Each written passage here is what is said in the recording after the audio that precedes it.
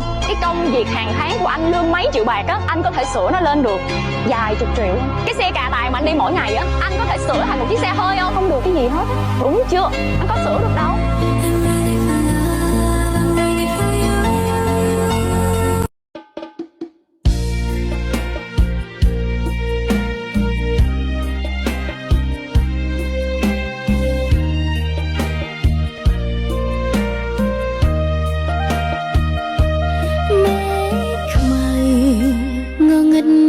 Bằng bật quê hà nước người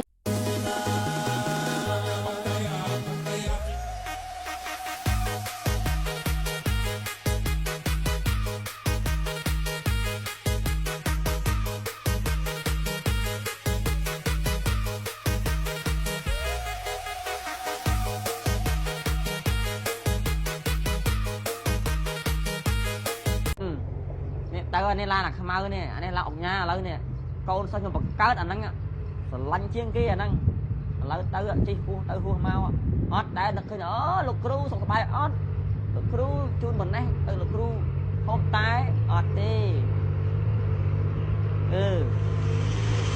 nha mau, anh đây là cái đầy lâu anh đang còn mình rò đây, anh sẽ một lá bàn nắng.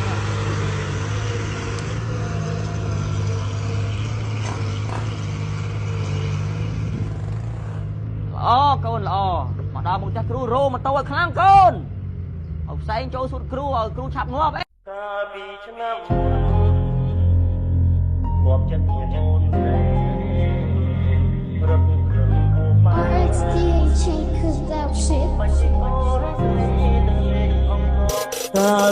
nam môn vòng tình rất nhún hoặc chất nhiệm ôn say rất nhún ô pa đã chưa có mong mây